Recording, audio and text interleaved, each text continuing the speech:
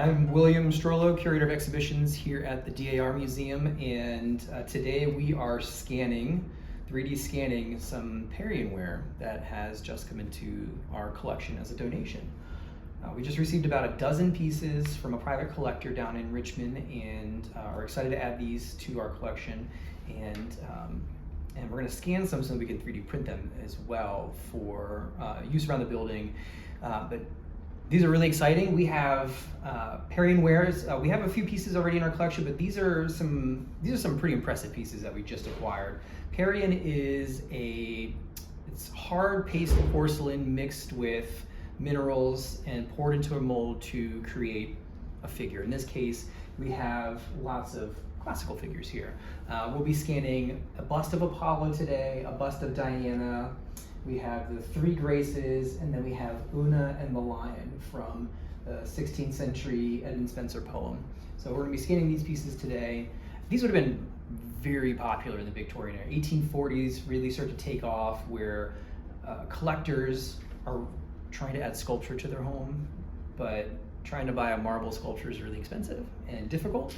So for the average collector, they're going to buy Parianware. They're going to buy this ceramic version of these fine art sculpture pieces.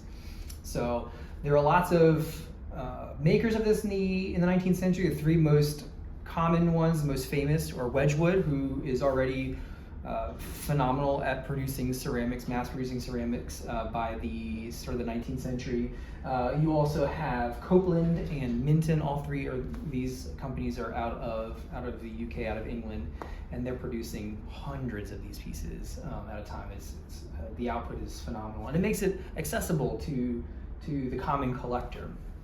So really excited about these. They're great ways to talk about art, the influence of art in the American home or in the European home, and then also just that interest in classical figures and their stories and the lessons they can teach us, or lessons we can draw from them.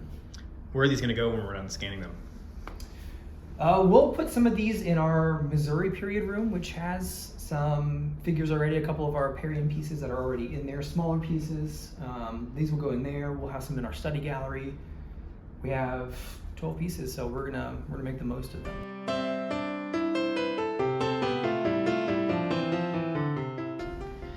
Now we've gotten a couple scans of different angles of the statue, and then the software by Shining 3D is going to take separate scans and combine them so that they all make one cohesive piece. And it gets better at combining them as it goes. It sort of utilizes some of that machine learning stuff, the AI that's in the news. So now we have, out of 4 different scans from 4 different angles, we have the entire statue plus some of the floor. Even underneath, it's filled in all the work there, and it's got a hollow base, and then all the details in the hair. So the last thing that we'll do is actually delete all of this extra flooring, and then we'll make the mesh model, which is the actual file that gets utilized for using the 3D technology.